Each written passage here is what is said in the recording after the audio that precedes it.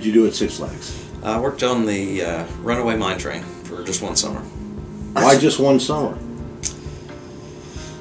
Lost interest, I don't know. I got to believe Six Flags was the job to get when you were a kid. It was pretty fun.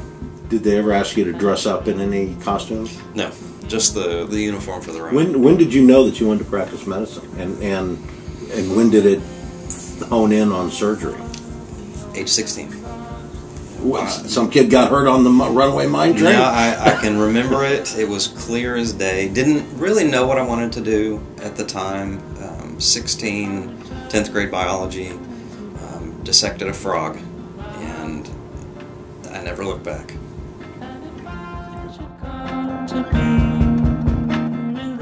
Big interest is in laparoscopic surgery, and we've actually just gotten a robot here at the hospital, which I kind of see as the next evolution of minimally invasive surgery. So a lot of interesting, exciting things that I get to do in my job that keeps it interesting, keeps me interested in doing it. System for performing surgery is called the Da Vinci robot. With the advances that they've made, it's an amazing system. It changes, like I said, I think it's the next evolution in laparoscopic or minimally invasive surgery, and it changes the instruments that are used from instruments that are purely straight sticks with graspers on the end to fully moving wristed instruments, so that it's very much like my own hands performing these actions, and you're able to do more, much more complicated things, still with these very small incisions. Would it be without you? Big passion is hiking in the mountains. Like to be outdoors. I think there's a lot of beauty, a lot of reasons to do those things, but love the mountains. About 5 or 6 years ago, talking to another friend who had been hiking in the mountains in Colorado a lot, and I thought, I'll give it a shot. And the first 3 years went by myself. First 2 years I went to some mountains just outside of Denver, over 14,000 foot peaks. Kind of chose them strategically, not knowing how I'd react. So far everything I've done has been hiking, walking. No climbing technique. I feel like each time I've gone, I've pushed it a little bit more. I've done a little bit of camping by myself. I didn't know this in the beginning, but there's an experience that you can have in an environment like that. That's very spiritual. Being, especially in places where nobody's around. It's a very deep and moving place. My friend living in Colorado Springs, again, a mountain north of Denver that we talked about going to.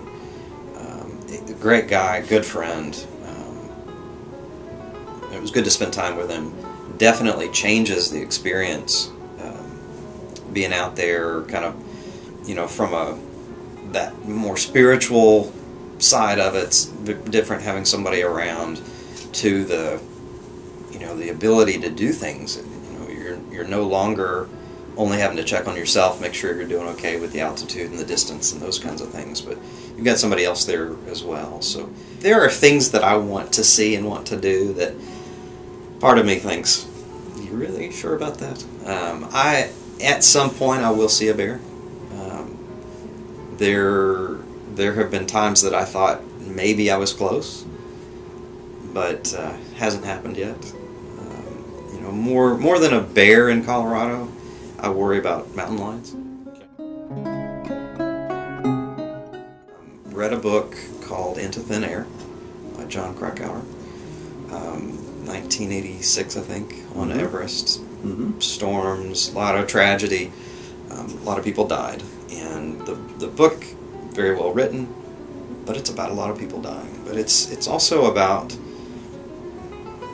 human experience and triumph of humans and suffering and all of these things that I think spoke to me. And in spite of the bad side of that, just kindled an interest to go that wouldn't go away. We went with a group in April and went to Kathmandu, where we flew into this village called Lukla. From there to base camp, it's about 38 to 40 miles. It took us 8 days to get there.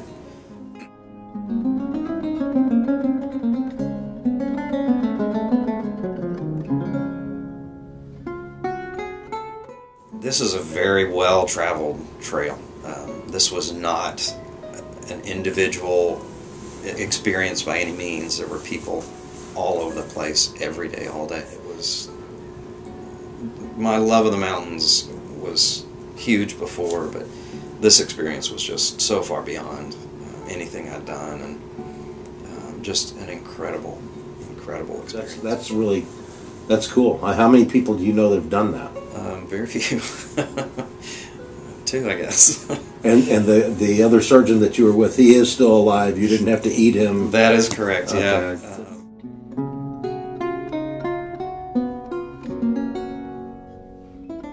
Yeah. This for sure was the hardest, probably the hardest thing I've ever done. Is there some kind of accreditation, or it's just you know you did it? I think I just know I did it, and it's like I said, it's kindled that desire to do more and to.